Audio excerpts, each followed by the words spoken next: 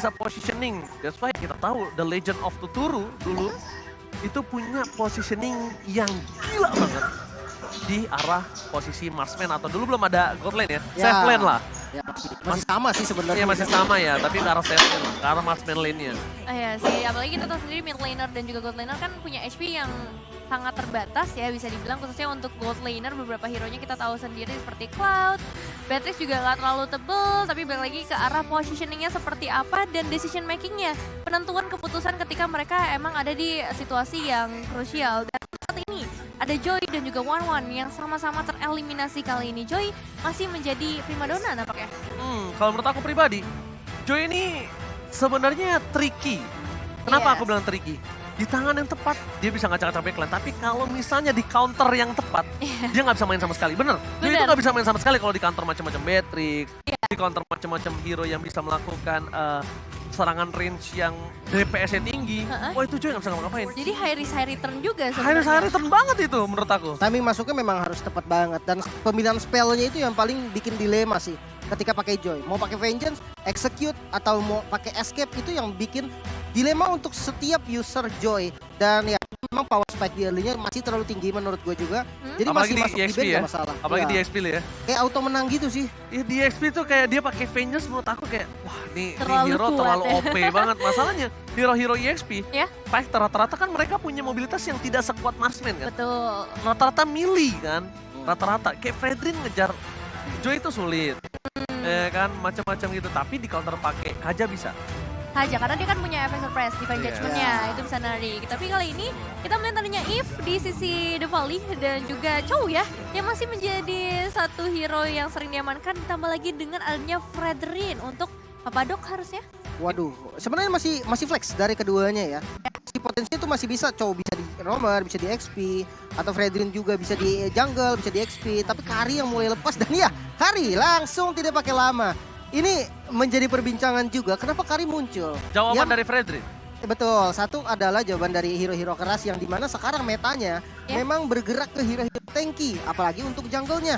Bahkan tank-tank yang sekarang juga yang kita tahu kan tank-tank open, Grok, bukan tank-tank inisiator. Mungkin kalau Atlas yang akan beda cerita, tapi masih ada Purify juga, jadi gak terlalu masalah. Ini adalah kenapa Kari sekarang mulai sering muncul. Dan Lolita, classic gameplay ya dari The Valley. Dengan adanya Lolita yang bisa memimpin rotasi, mempercepat clear di mid lane-nya, ini bisa banget nantinya jadi kaca-kaca ke arah XP lane ataupun ke arah gold lane di awal. Dan Jotun ya, Jotun nih dari S11, dia jago banget pakai assassin serius. Entah itu Gasyan, Hayabusa, Link, ini 3 power hero-nya dia. Bahkan Fanny pun salah satu hero-nya dari Jotun. Dan dengan Hayabusanya, harusnya sih di awal bisa menjadi masalah untuk Yves ataupun Karinya nanti. Apalagi Hayabusa sekarang, itu quad shadow-nya lama. Itu enak banget, bahkan aku yang bukan player Hayabusa aja itu bisa mainin Hayabusa sekarang. Karena Quad shadow-nya perubahannya. ya, karena kalau misalnya ya, player-player jungler assassin apalagi tuh, dia main Hayabusa dengan quad shadow yang kemarin masih di nerf aja, itu bisa bermain sangat lincah apalagi sekarang. Cuma balik lagi, dengan adanya dominasi dari tim musuh, itu membuat Hayabusa akan sulit berada di area late game.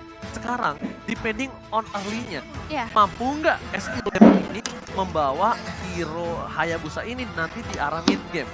Karena kalau di arah late game, mungkin dia juga nggak bisa terlalu power dengan adanya Kari. Kari bisa dia bisa flex pick, bisa flex dari itemnya loh. Dia bisa WON. Atau Brute Force kalau mau main cooldown juga ada lumayan. Jadi banyak banget memang. Tapi entah kenapa ya Hayabusa ini firasat gue doang atau enggak gue nggak tahu. Kayak ketika Shadow Kill, sekarang priority targetnya tuh kayak lebih enak. Iya. Nggak pindah-pindah ngasal gitu loh. Kecuali Flicker ya. Ya, kalau beda cerita kalau Flicker. Nah, sekarang jadi kayak yang penting udah kena dari shuriken-nya, stuck-nya, karena Shadow Kill gak pindah-pindah tuh.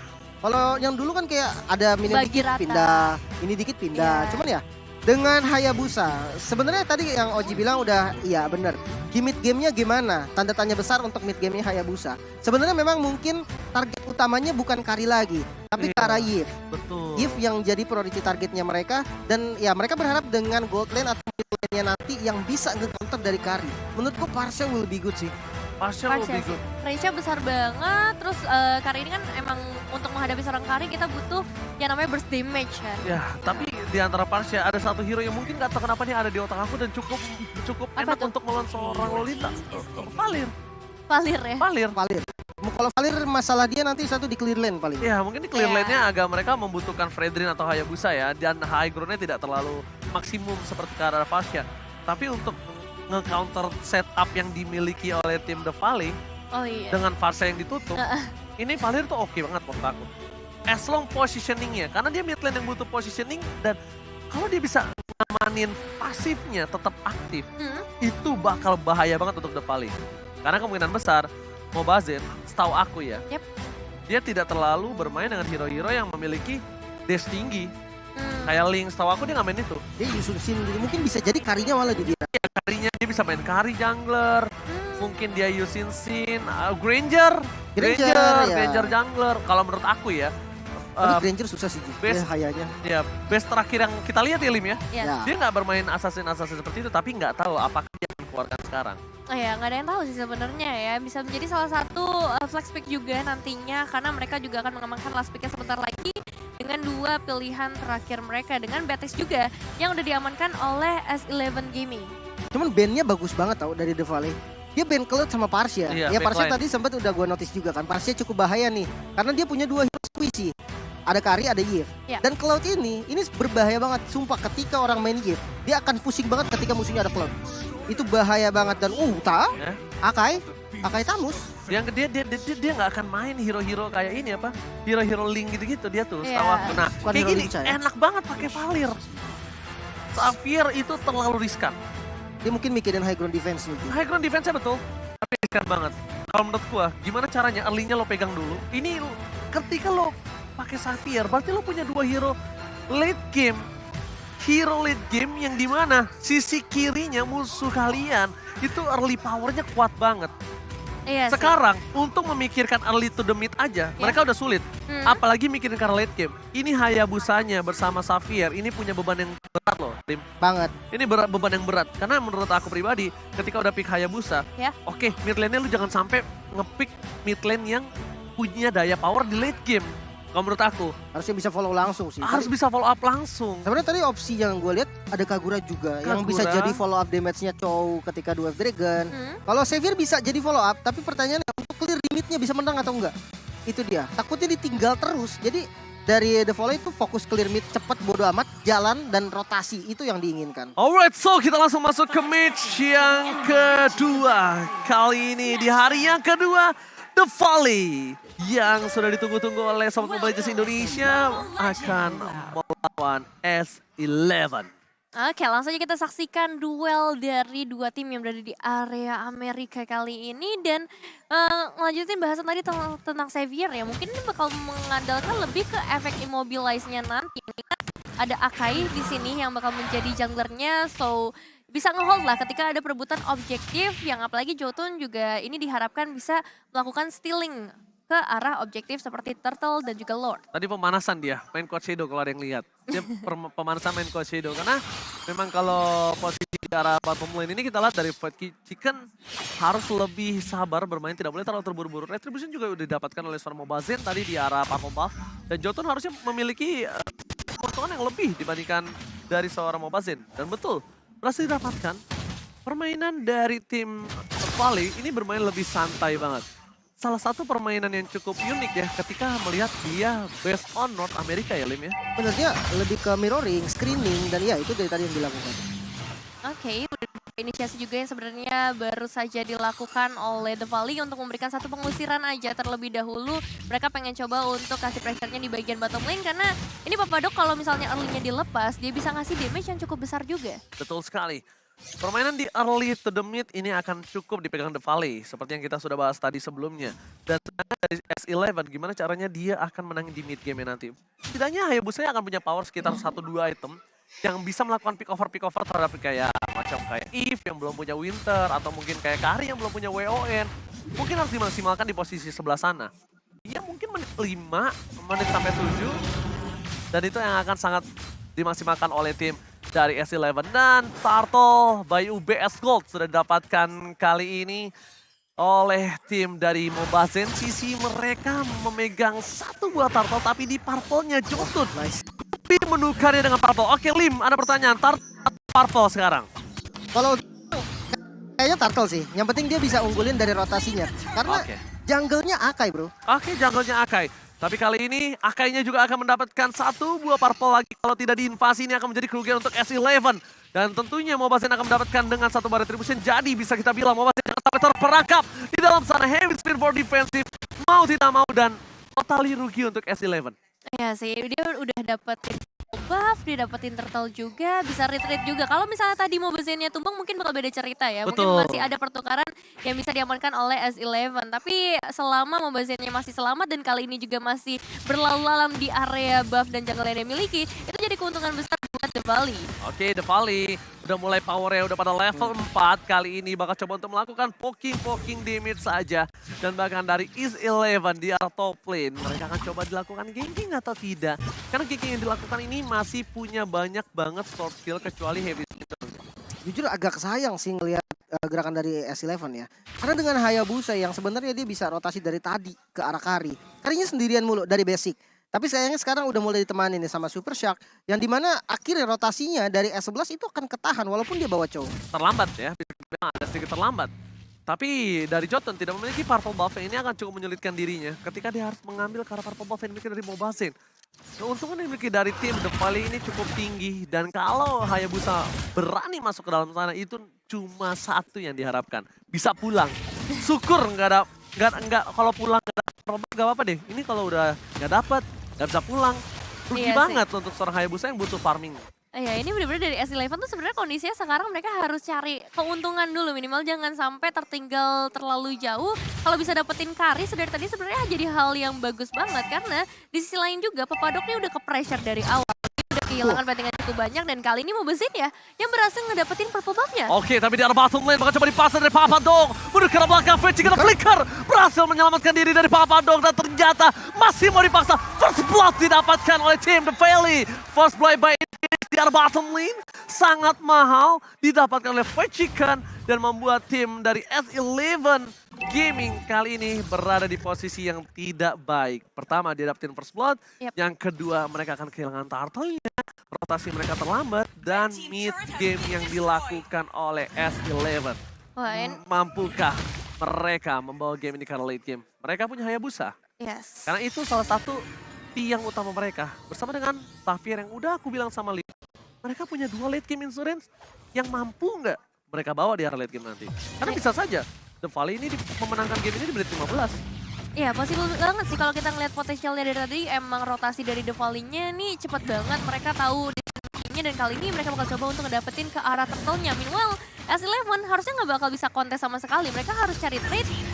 Palingan cuma seorang Jotun aja yang bisa pakai Cloud Shadow-nya dan Turtle Slain by UBS Gold untuk The Valley. Turtle Slain by UBS Gold berhasil didapatkan oleh seorang The Valley tanpa ada kontes. Sebenarnya tadi kontes tipis tapi ada Lolita, ada Super Shark yang berhasil melakukan zoning out. Erwin bakal coba masuk double, ada Jotun fokus ke arah sama buah Kari, bakal coba dapatkan satu musuh dengan 3, tidak ada damage sama dan ternyata dan flashnya digoceng. Tapi sayang sekali Jotun tetap di take down, udah berhasil digoceng dengan pergerakan Quick Shadow. Sayang 1000 sayang dan purple buff-nya dominasi jungle penuh dari Mobazin. Dia nggak peduli ada team fight di arah top lane. Yang dia pedulikan objektif as a jungler kali ini Nevin. Iya ini posisi yang pas banget juga dari seorang basic tadi yang langsung menunggu adanya seorang Jotun. Dan dengan satu eliminasi tersebut gap goldnya makin tinggi lagi Lim. Ya sebenarnya memang entah kenapa ya pergerakan dari S11 ini kayak ngerespon doang. Jadi mereka melihat nih oh oke dari The Valley ke sini, dia ngikut ke sini. Dan ya tadi nggak berani banget untuk melakukan trade. Sebenarnya gue udah expect tinggi banget ketika dia tadi berani ngambil purple buff di turtle pertama sebagai trade-nya. Ternyata nggak berlangsung lama. Mereka nggak bisa lagi melakukan itu. Rotasinya mereka itu bener-bener depends on site. Kalau misalkan dia nggak ngedapetin map vision dari Erwin ataupun dari Papadok itu bakal berat. Oke, tapi tim fight di arah top lane, Flicker telah digunakan oleh Beatrix, Nomen Blaze, bahkan 2 source skill untuk 1 buah turret. Worth it. Dan mereka harus melakukan reset kembali dan East 11 Gaming dengan early game yang sungguh-sungguh sulit dan terbata-bata membuat The Valley bebas banget hingga memenangkan 4.000 gold Nevin. Dan ini adalah gold yang jauh untuk di menit yang ke-7.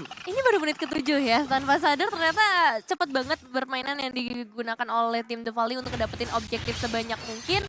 Dan cukup khawatir juga dengan ada adanya Fight Chicken nih ya, seorang Tamus yang dari tadi dikasih makan, udah berbeda 2 level dengan seorang Papadok, bakal jadi bahaya ketika masuk ke area tim fight. Kita tahu sendiri, regen dari seorang Fight Chicken nih bisa banget untuk ngabisin player-player yang ada di bagian frontliner dari S11. Menurut gua pribadi, mereka untuk melakukan kontes kali ini nggak usah, mending mainin split push, mending mainin farming terlebih dahulu, mending mereka cari duit gimana caranya Hayabusa akan punya power. Dan tentunya Turtle slain by UBS Gold lagi-lagi dapatkan The Valley.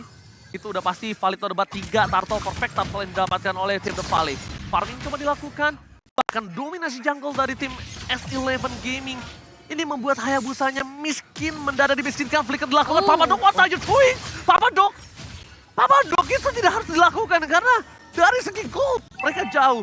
Mereka coba dapetin seorang yang kita lihat mereka malah harus kehilangan di area bottom lane. Shadow kill terbuka dan masih ada Blue World Manipulation with defensive. Membuat Jotun gak bisa berhasil mendapatkan 1 buah poin kill. Dan bahkan di area bottom lane 1 buah poin solo 1 versus 2 Fight Chicken. Bahkan coba di follow up dan menjadi poin kill untuk tim S11 Gaming. 1 poin kill utama, tapi mereka merelakan mid lane turret mereka. Wah, jujur banyak banget yang bisa di-trade ya sama The Valley. Karena tadi ada satu yang coba dibuka oleh S11 di area mid lane, berharap adanya pengalihan mungkin ya. Karena tim The Valley untuk kembali lagi ke area mid lane, tapi itu nggak berhasil. Karena di sisi lain, di area top lane-nya mereka dapat inner turret. Di area bottom lane, ada solo kill yang bisa dilakukan oleh seorang Fight Chicken. Meskipun memang tumbang, tapi turretnya langsung ke area mid outer turret. Dan itu totally bener-bener keuntungan besar buat The Valley sejauh ini. Oke, Jotun, dia harus ambil bawah pertama. Ketika dia udah clear bawah, dia harus rotasi ke arah top lane. Dia tidak boleh bermain di area mid. Kenapa? Kalaupun dia mau bermain di mid ketika udah detik-detik menuju ke arah Lord yang pertama. Karena itu akan cuma merugikan tim S11. Karena akan ada tim fight damage speed berhasil dapatkan sampai Chicken. Jotun ter-take down, dominant blast with flicker. Gak berhasil dapetin apapun, tapi 2 poin berhasil diamankan oleh The Valley. 6.000 gold dominasi penuh. Dan bahkan Lord pertama harusnya free for The Valley, Lim. Ini jujur susah sih untuk S11 ya. Perbedaan levelnya udah jauh banget. Mobazin 13, Jotun 10. Efektivitas atau agresivitas dari Jotun ini udah bakal semakin kecil lagi. Dengan Hayabusa yang ketinggalan gold itu udah susah. Itu ketinggalan gold bukan cuma 1, ketinggalan XP juga, ketinggalan level. Itu bikin damage dari shadow kill atau dari semua source damage yang dimiliki Jotun. Itu kayak nggak terasa, apalagi kali ini Lord yang terbuka langsung diambil secara free. Yes, Lord came by UBS Gold dan Lord slain by UBS Gold sudah diamankan. Bakal ada team fight yang coba didapatkan oleh seorang Super Shark. Memasakkan dominant blast dan belakang sana Wave terketat dikeluarkan. Bahkan Darwin harus terperangkap. Following yang sudah didapatkan oleh seorang The Valley, mereka mau coba all in karena mereka sadar detikan menuju ke arah Lord muncul masih jauh.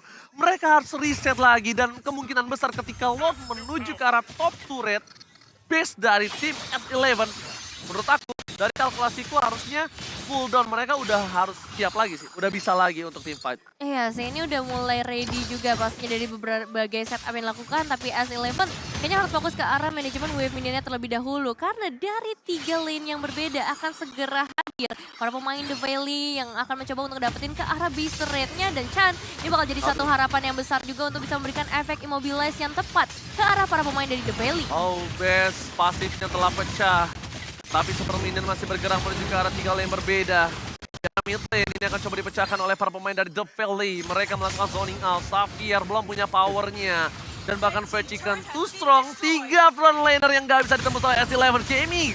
Lihat, di luar manipulasi telah dibuka. Pasif telah dipecahkan, tapi Super Shark akan harus mundur ke arah belakang. Terlalu dive in.